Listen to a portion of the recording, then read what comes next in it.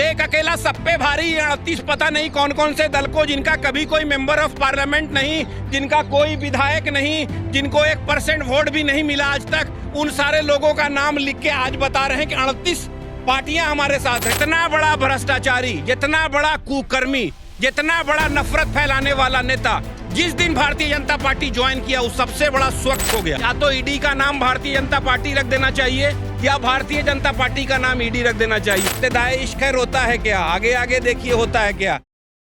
एक जमायत ये विचारधारा की लड़ाई है, एक तरफ प्रेम है, करुणा है, एक तरफ नफरत है, अहंकार है, एक तरफ है संविधान के प्रियम्बल की प्रस्तावना की वो बात, हम भारत के लोग, एक तरफ मैं की बात है जो अहंकारी तानाशाह बैठ के दमन कर रहा है। और हद तो तब हो गई पत्रकार महोदय, मुझे तो समझ में नहीं आता है। सम्मानित पद पर आदरणीय मोदी जी हमारे 140 करोड़ भारतवर्ष के प्रधानमंत्री हैं, 4 दिन पहले मध्य प्रदेश में क्या बोलते हैं, अजीत पवार जी के बारे में क्या बोलते हैं, 60,000 करोड़ का घोटाला, और 4 दिन के बाद उनको राजभवन में अभिनंदन करके डिप्टी सीएम बनाया जाता है, फाइनेंस मिनिस्ट्री देती है। आखिर राज क्या है मोदी जी? भारत की जनता इस मर्तबा तमाम सवाल पूछने वाली है। जिस तरह का दमन आप लोगों ने किया है, तमाम संस्थानों को कुचल दिया है, सवाल तो तब होंगे। और भारत के लोग एकजुट होके, ना आपके नफरत की राजनीति चलने वाली है, न जात की राजनीति चलने वाली है। इस मर्तबा भारत का नौजवान, किसान, पढ़ने लिखने वाला लड़का, हमारी माँ बहन तमाम अपने मुद्दों के सवाल करेंगे कि आपने 9 साल में हमारे लिए क्या किया। तो जाहिर सी बात है जब इस सवाल पूछा जाएगा मोदी जी से, और जो उस तरफ उस गठबंधन में लोग हैं तो इनके पास कोई जवाब नहीं। अपना रिपोर्ट कार्ड पहले सबमिट करें, उसके बाद बात होगी। भाई तमाम भ्रष्टाचारी तो भारतीय जनता पार्टी की वॉशिंग मशीन में जो वॉशिंग पाउडर, पहले एक आता था पत्रकार महोदय वॉशिंग पाउडर निरमा, अब भारतीय जनता पार्टी के नाम से एक वॉशिंग पाउडर आया है हिंदुस्तान में। जितना बड़ा भ्रष्टाचारी, जितना बड़ा कुकर्मी, जितना बड़ा नफरत फैलाने वाला नेता जिस दिन भारतीय जनता पार्टी ज्वाइन किया उस सबसे बड़ा स्वच्छ हो गया। तो इसलिए अब तय करना है, भारत की जनता को सब देख रही है। जनता तो पूछ रही है, मोदी नहीं तो कौन सुरक्षित है? महफूज है देश, मोदी है तो। इस मामले का सुरक्षित है।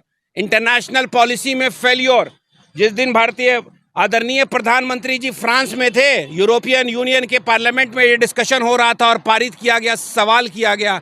आप मुझे एक बात बताइए, हम तमाम भारत के लोग हैं, भारत के सुंदर संविधान से प्रेम करने वाले लोग हैं, और हमेशा जो भारत से प्रेम करने वाले लोग हैं वो भारत की साझी विरासत और साझी संस्कृति की दुहाई देते हैं।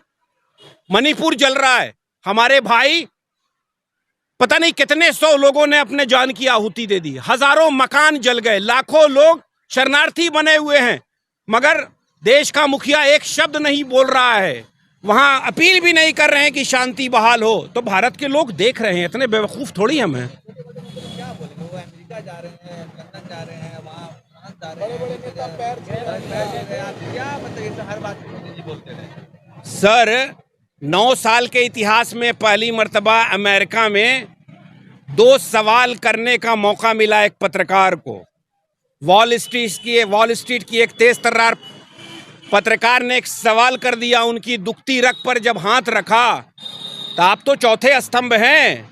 सवाल कुछ था, जवाब कुछ और था। ट्रोल आर्मी लग पड़ी ट्रोल करने के लिए, और दुर्भाग्य है कि अमेरिकन व्हाइट हाउस की जो मीडिया की इंचार्ज है उसने ऑन रिकॉर्ड आके उसकी निंदा की और कहा कि इस तरह से ट्रोल नहीं होना चाहिए। वॉल स्ट्रीट के पत्रकार के समर्थन में खड़ी रही। आप नाम तो देखिए पत्रकार का।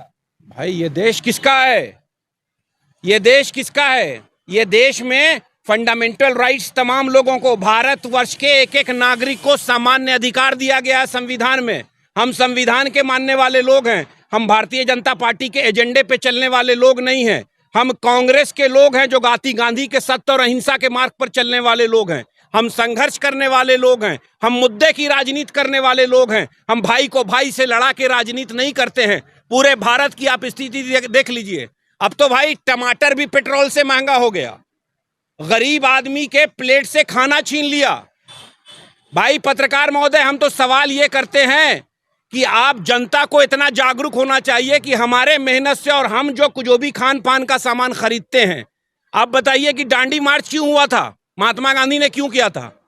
नमक पे टैक्स लगाया गया था, और ये सरकार खान पान के तमाम खाद्य सामग्री पर टैक्स लगा दिया, और हमारे टैक्स के पैसे से ऐशो आराम कर रहे हैं तमाम नेता और जनता भूखे मर रही है, इसके बारे में कोई विचार करने वाला नहीं। तो मुद्दा ये होगा, हम मुद्दे से भटकने वाले नहीं हैं, हम नकारात्मक सोच वाले नहीं हैं।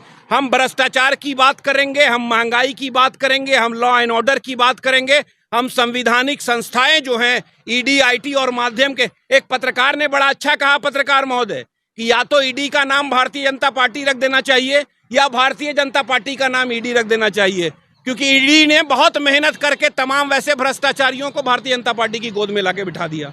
तो बिल्कुल साफ दिख रहा है, भारतवर्ष के हर वर्ग के लोग इस चीज को देख रहे हैं।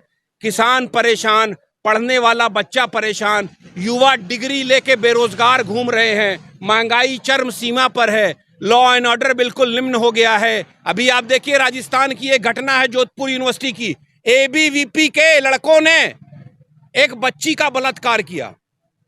आप सोचिए कि इनकी मानसिकता क्या है। राष्ट्रवादी संगठन है भाजपा और एबीवीपी। क्या बात? राष्ट्रवादी का डेफिनेशन क्या है पत्रकार महोदय? राष्ट्रवादी है दिन भर। राष्ट्रवाद की जो बात करता है वो सबसे पहले हिंदुस्तान के संविधान की दोहाई देगा और संविधान में जो आम नागरिक को मौलिक अधिकार मिला है उसको बचाने की बात करेगा। राष्ट्रवाद की जो बात करेगा वो समाज में नफरत नहीं पैदा करेगा। राष्ट्रवाद की जो बात करेगा वो हिंदुस्तान की गंगा जमनी तहजीब की दोहाई देगा। राष्ट्रवाद की जो बात करेगा वो हमेशा नारा देगा, हिंदू मुस्लिम सिख ईसाई आपस में है भाई भाई। जब समाज में शांति होगी तब देश भी शांत होगा, प्रदेश भी शांत होगा और राष्ट्रवाद भी रहेगा और संविधान भी बचेगा। भाजपा के लोग कहना है कि महंगाई के लिए भाई उनकी तो बात ही नहीं करता मैं। इन फालतू की चीजों पे मैं अपना कोई वक्तव्य नहीं देना चाहता हूँ। आप ऐसे इंसानों को, जिन लोगों, जो लोग इस तरह का वक्तव्य देके अपनी सियासत सेक रहे हैं, हेमंत बिस्वा शर्मा के बारे में बताइए। उनके ऊपर तमाम तरह के भ्रष्टाचार के आरोप थे, सही किया आपने, उनका नाम ले लिया। ऐसी वॉशिंग मशीन मिली भारतीय जनता पार्टी की, बिल्कुल स्वच्छ होके जाके आसाम के मुख्यमंत्री हो गए। और यही देखिए उनके यहाँ ये है, जो इंसान, जो नेता जितना नफरत भरा वक्तव्य देगा, जो समाज में नफरत पैदा करेगा, धार्मिक उन्माद पैदा करेगा, उसका प्रमोशन होगा। और नितिन गडकरी जैसा इंसान जो काम की बात करेगा उसको पार्लियामेंट्री बोर्ड से निकाल दिया जाएगा। इसलिए ये बिल्कुल साफ है, जो अच्छा काम करने वाले लोग हैं, जो समाज का विकास करना चाहते हैं, उनकी कोई जगह नहीं है। जो हिंदुस्तान के संविधान को बचाने वाले लोग हैं वो धीरे धीरे ये जो इंडिया है ना, भारत के साथ रहेंगे, नकारात्मक सोच वालों के साथ नहीं रहेंगे। इसलिए हम तो कहते हैं कि इब्तिदाई इश्क है, रोता है क्या, आगे आगे देखिए होता है क्या।